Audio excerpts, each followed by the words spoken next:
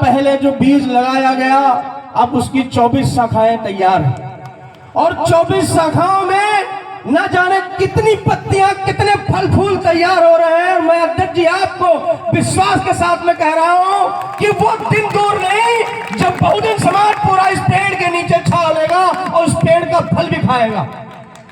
हो सकता है समय लगे, लेकिन जिस तत्परता से हम सब बढ़ रहे हैं, अध्यक्ष जी ये अध्याय है, आप भी कई बार आए और मैं भी कई बार यहाँ आया, लेकिन मुझे खुशी हुई आज का ये मंडप देख के कि ये संख्या नीले गमछों की, मेरे हिसाब से संख्या वो नहीं है जो ट्रैक्टर ट्राली से हम बैठा के लेके आए हो। ये वो संख्या है जो साइकिल मोटरसाइकिलों से लोग अपने पैसों से लोग चल के आए। इनमें तमाम ऐसे हमारे बच्चे और बच्चियां बैठी हैं जो भीम आर्मी के द्वारा संचालित भीम आर्मी पाठशालाओं में अपनी शिक्षा ग्रहण कर रहे हैं। और मैं उन साथियों को बताना चाहता हूं जिनको ये लगता है कि भीम आर्मी सिर्फ हल्ला गुल्ला करने के लिए बनी है, भीम आर्मी सिर्फ जय भीम रोडों पर चिल्लाती है। नहीं, आपको गलत लगता है, आपको लगता होगा कि हम जोर से चिल्लाते हैं, लेकिन हमारी मजबूरी है, क्योंकि इस देश की और प्रदेश की गद्दी पर बैठे तानाशाहों उनके कान बंद है और बहरे इंसान को सुनाने के लिए जोर से चिल्लाना पड़ता है। और अगर बुरा लगता है जय भीम सुनना, तो मैं आज फिर अयोध्या की धरती से कहता हूं कि आदत डाल लो, ये आवाज आपको लगातार सुनाई देती रहेगी और तब तक नहीं सुनाई देगी जब तक हम अपने हक नहीं पा लेते। साथियों, लोग कहते हैं कि आप और राष्ट्रीय अध्यक्ष जी भाई चंद्रशेखर आजाद जी और भीम आर्मी का एक छोटा छोटा कार्यकर्ता रात दिन चलता है, तो मैं साथियों आपसे कहता हूं कि एक जेएनयू के प्रोफेसर हुए रमाशंकर यादव जी, उनको रमाशंकर विद्रोही कहते हैं। उनकी 4 लाइन मुझे बहुत प्रेरित करती हैं जब मैं सुनता हूं, और वो 4 लाइन मैं आपको बताता हूं। रमाशंकर यादव जी कहते हैं कि उनका फरमान है सभी के लिए और मेरे लिए कि तुम अपना हक छोड़ दो। उनका फरमान है सभी के लिए और मेरे लिए कि तुम अपना हक छोड़ दो। लोग अपना हक छोड़ दे, लेकिन मैं कैसे अपना हक छोड़ दूं? मैं तो हक का हमवार हूं। और सुनो, तुम मेरी कमर तोड़ दो, मेरा सिर फोड़ दो, लेकिन यह मत कहो कि मैं अपना हक छोड़ दूं। और मैं आज कहता हूं भीम आर्मी के सभी साथियों से कि जब तक जिंदा रहना है तब तक अपने समाज की लड़ाई लड़ते रहना है। अगर मरे तो हो सकता है कफन न नसीब हो, लेकिन तुम्हारे गले में पटका नीला जो पड़ा है इसी को कफन बना दिया जाएगा। तुम्हारी लड़ाई हमेशा जिंदा रहेगी। आज ये महापुरुषों की श्रेणी आपके सामने में लगी हुई, आपके राष्ट्रीय अध्यक्ष जी ने यहाँ पर माल्यार्पण किया। मैं दावे के साथ कह सकता हूं कि अगर ईमानदारी से साथियों चले तो भले 50 वर्ष लग जावे, भले 100 वर्ष लग जावे, लेकिन एक ऐसा दिन जरूर आएगा कि हो सकता है आप देश में ना सही, प्रदेश में ना सही, जिले में ना सही, लेकिन अपने गांव में आपकी फूलों की माला जरूर पहनाई जाएगी, आपके गांव में आपके नाम का द्वार जरूर बनाया जाएगा। लेकिन ये लड़ाई बड़ी ईमानदारी से लड़नी पड़ेगी, सिर्फ हल्ला हो करने से नहीं होगा, इसको संगठन के रूप में तैयार करना पड़ेगा। आज मंच पर लेकर और पीछे तक जो साथी खड़े हुए, ये सब उस हक की लड़ाई के हमवार हैं। और याद रखो, कहावत सुनिए ना कि अगर सूरज जैसा बनना है तो फिर सूरज जैसा तपना होगा, अगर बहती धाराओं जैसा सम्मान चाहिए तो फिर पर्वतों से आपको निकलना होगा। और हम तो आदम के बेटे हैं, हम लड़ना कैसे भूल जाए? हमारे पूर्वजों ने इतनी पीड़ाएं झेली, इतना कष्ट झेला, तब जाके आज हम लोग अपने तन पर अच्छा कपड़ा पहन सकते हैं। हो सकता है इस पंडाल में आज आप नजर डालो तो आपको तन पर सफेदी सफेदी नजर आती हो, लेकिन वो दिन भी हम नहीं भूले। हमने अपने बाप दादाओं के मुंह से सुना है कि जब हमको फटे कपड़ों से भी जाना पड़ता था और हमारी माओ के ऊपर स्तन ढकने का भी टैक्स देना पड़ता था, तो हम वो दिन कैसे भूल जाएं? हमको लड़ना पड़ेगा साथियों।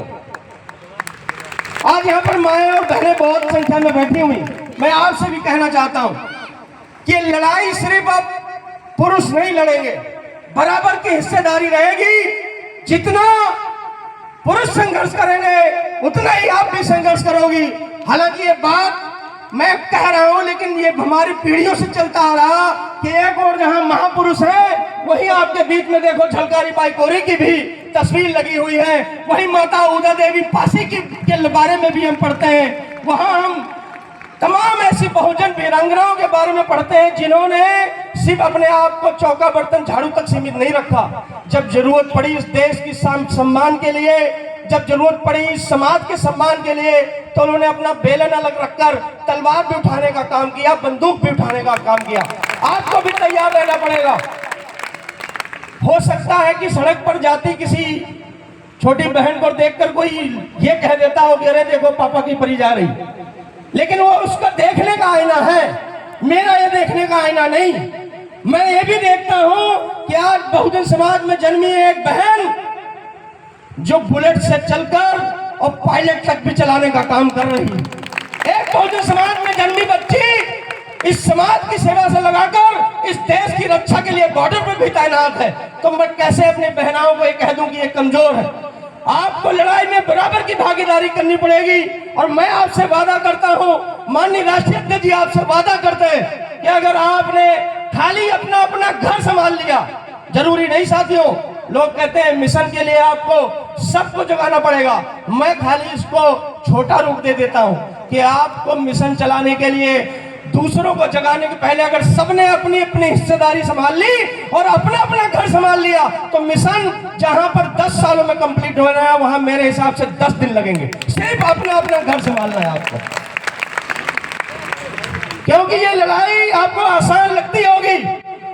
कहना नहीं चाहिए मुझे कि माननीय राष्ट्रीय अध्यक्ष जी आपके बीच में बैठे हुए अगले 4-5 दिन उत्तर प्रदेश में दौरा है। कल आपके आजमगढ़ जिले में थे, रात में राष्ट्रीय अध्यक्ष जी की तबीयत खराब हो गई। मुझे लगा कि कहीं ऐसा ना हो कि कल का कार्यक्रम निरस्त करना पड़े। मैंने रात में अध्यक्ष जी से चर्चा की, अध्यक्ष जी अगर दिक्कत होगी तो आप विश्राम करें, मैं चला जाऊंगा। तो माननीय अध्यक्ष जी ने कहा, अरे तुम मुझे इतना कमजोर समझते हो क्या? मैं वो झूठा वाला 56 इंच सीने वाला नहीं, मैं ताकतवर असली 56 इंच सीने वाला हूँ। बुखार क्या मुझे रोकेगा, तकलीफ मुझे क्या रोकेगी? और आपके सामने में आप देखते होंगे हाथ में भी वो लगा हुआ है, 2 ग्लूकोज की बोतल चढ़ के सुबह उठकर आपके बीच में। और कल यहाँ से चलकर गोंडा, फिर शाम को बहराइच, फिर 13 तारीख को आगरा और फिर 14 तारीख को मध्य प्रदेश। एक ऐसी शख्सियत जो रुकने का नाम नहीं ले रही है, क्योंकि एक ही सपना उनकी आंखों में है कि जो मेरे नन्हे मन्ने भाई बैठे हुए हैं, ये एक ऐसे स्वतंत्र भारत में जन्म ले जहां गुलामी नाम की चीज न रहे। और मैं जब गुलामी की बात करता हूं, आजादी की बात करता हूं, तो मैं एक बात जरूर कहता हूं कि किसी सभा में खड़े होकर और 52 सेकंड का जनगण गण पढ़ लेने से आप देशभक्त नहीं कहलाएंगे। किसी मंच से आप सिर्फ जय हिंद कह लेने से या वंदे मातरम कह लेने से आप देशभक्त नहीं कहलाने पे। आप देखो साथियों कि जब 26 जनवरी और 15 अगस्त आता है तो लोग भारत का झंडा अपने घरों में लगाते हैं, लेकिन याद रखो ये हमारा भारत के राष्ट्रीय ध्वज के प्रति सम्मान है। लेकिन वही मैं जब देखता हूँ रोडों पर गुजर रहा होता हूँ तो 15 अगस्त और 26 जनवरी को दलित समाज में जन्मा एक छोटा बच्चा 9 साल का वो रोड पर वो झंडे की तिरंगा को बेच रहा होता है। और मैं सोचता हूँ कि ये तिरंगा क्यों बेच रहा है। जब उससे बात करता हूँ तो ये कहता है कि अगर मैं तिरंगे 10 बैग लूंगा तो भैया मेरे घर में आज रोटी बन तैयार होगी।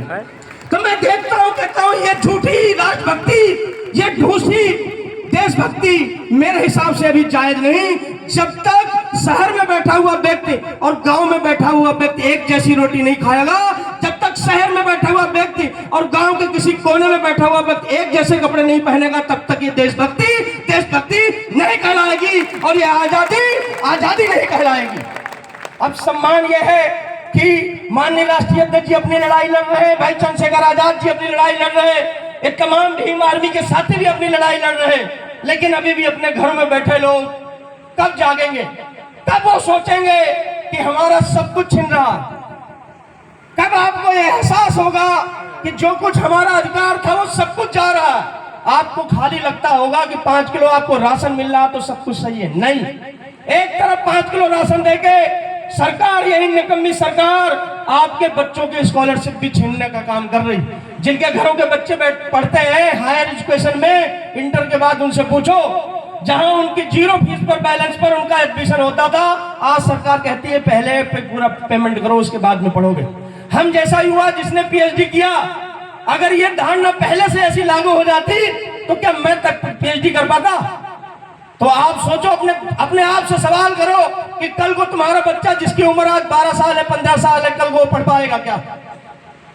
तो अपने हक लेने के लिए आपको घर में बैठकर इंतजार नहीं करना पड़ेगा, उसके लिए आपको रोड पर निकलना पड़ेगा। और इसमें रोड पे इसलिए मैं कह रहा हूं निकलना पड़ेगा क्योंकि हमने अपने हिस्से की हिस्सेदारी दूसरे को दे दी। आज हम गाली देते हैं कि ये हमारा हक मारे बैठे हैं, लेकिन ये भी ध्यान रखो कि अगर हमने सही समय पर हम जगे होते तो हमारा हक कहीं गया नहीं होता। अगर हम सही समय पर लड़ गए होते तो हमारा हक गया नहीं होता।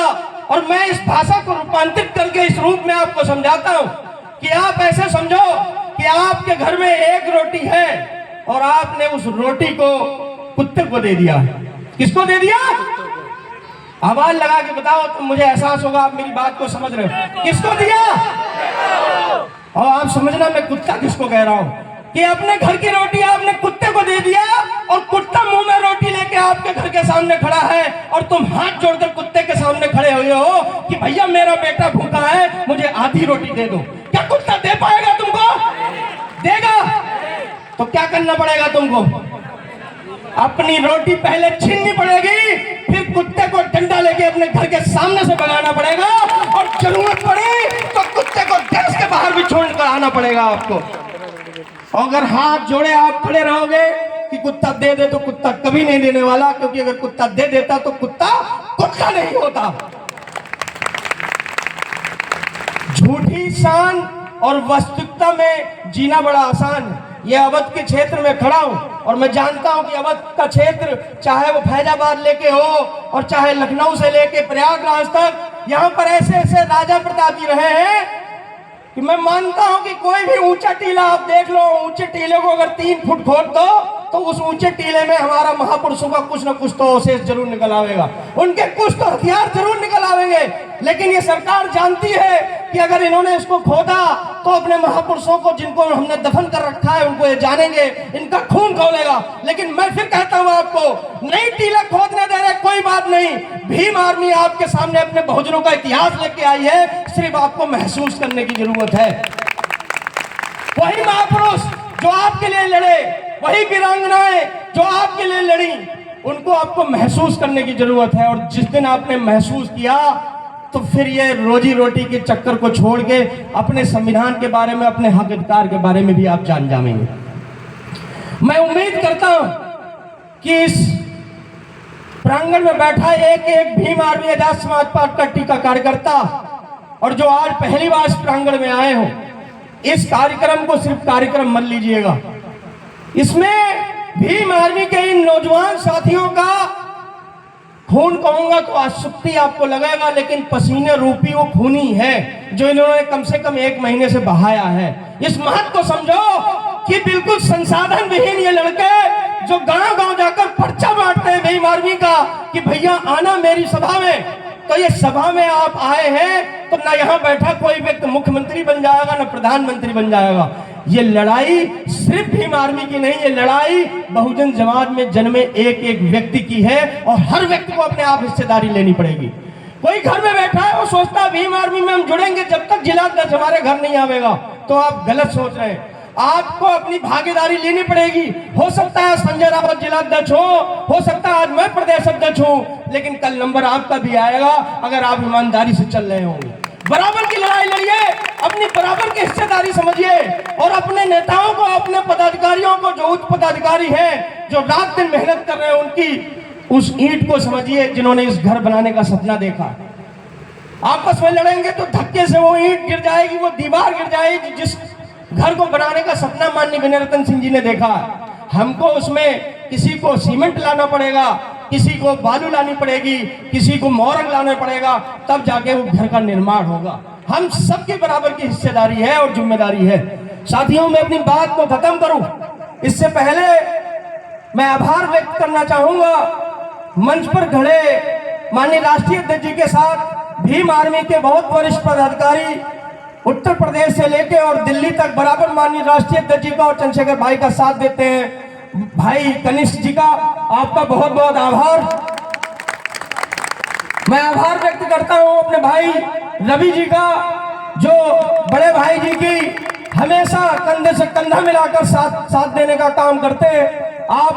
आपका बहुत बहुत आभार। इस प्रांगण में मौजूद भीम आर्मी के प्रदेश कमेटी के संगठन सचिव भाई निखिल राव जी, आपका भी बहुत बहुत आभार। प्रदेश कमेटी के संगठन सचिव भाई सिकंदर भारती जी का, आपका भी बहुत बहुत आभार। भाई